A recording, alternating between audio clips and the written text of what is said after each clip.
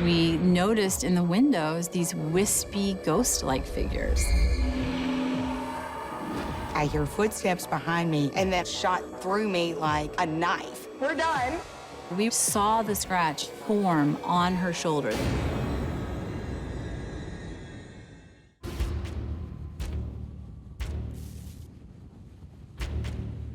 My ghost story began when I first visited an old bomb factory in Prairie, Mississippi. The Gulf Ordnance Factory was a munitions plant. They built bombs for World War II. The factory is now abandoned. It's been closed since 1947. They believe it was haunted because this factory was built over Civil War battleground. Over 4,000 people died within a 20-mile radius. There was a woman who worked at the factory, and one day she saw a Confederate soldier and a nurse walking down the hallway. She said to them, "What do you want?" And right as she asked that, they turned around and disappeared before her eyes. She quit work that day, obviously, for a month. I started talking to this paranormal group, and they invited me to go for a visit. On that visit, we took pictures. Later, when we went back and looked at them, we noticed in the windows these wispy, ghost-like figures. Some people want to tear down these buildings because they're an eyesore. I got together with the ghost hunting group, and we decided to do a Halloween event to save the bomb factory. And I sent out a press release, and Michelle contacted us. I am a producer, anchor, and reporter for WCBI in Columbus, Mississippi. I thought it was going to be some hokey Halloween fundraiser. I did not think at any moment that I'd be attacked by a ghost. Michelle showed up just to do a story on an event. The thought of going out there and having some ghost experience was the last thing on my mind because I didn't think it existed. So Michelle showed up with a camera and wanted to do a story. So we decided to send her down to the tunnel, which is the scariest part of the tour. Even in bright daylight, there's this one area of the tunnel that is so dark you have to use a flashlight to see.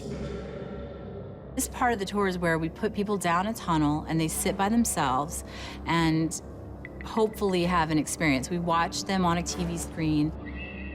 A friend of mine happened to be going on the tour. I said, well, this will be great. I'll go down there with you and I'll shoot it. This will be perfect for my piece. My intention was to shoot her experience because I had a job to do. We were walking all the way down to the tunnel and we sit down and you just sit there with the headphones and this little box that's supposed to pick up the signals and the sounds of spiritual, ghost, whatever.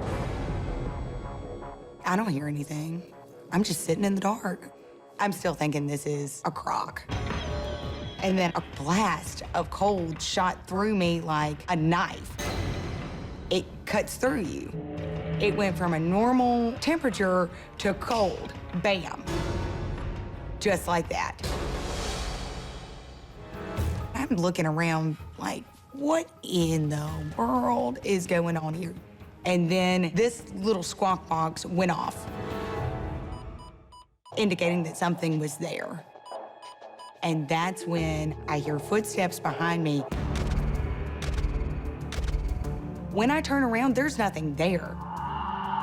Nothing. I panicked. Are you about to freak? We're done. I hit her leg and say, it's time for us to go. I snatch her up 2 steps in. That's when I feel my shoulder fall back. We run all the way down to the tunnel. As we are screaming, that's when we are met by other members of the group. We are done, we are done. She was really shaken up, and she said, something scratched me. I said, my shoulder's really hurting. I don't like that on my shoulder. It felt like cold alcohol burning through my veins. They pull my shirt back, and that's when they see it. All the people that were with her saw the scratch form on her shoulder. They watched it appear. It looked like a cat had scratched her. They said, oh, Michelle, it looks really bad. When I saw the pictures, I then understood why people were reacting the way that they were. Michelle left very shaken up. I think it shook her to her core. It challenged her beliefs.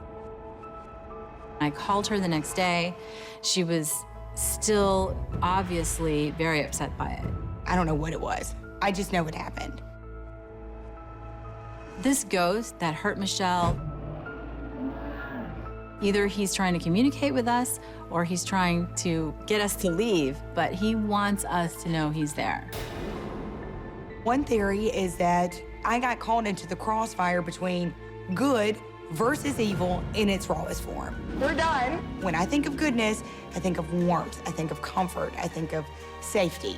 When I think of evil, I think of what happened to me.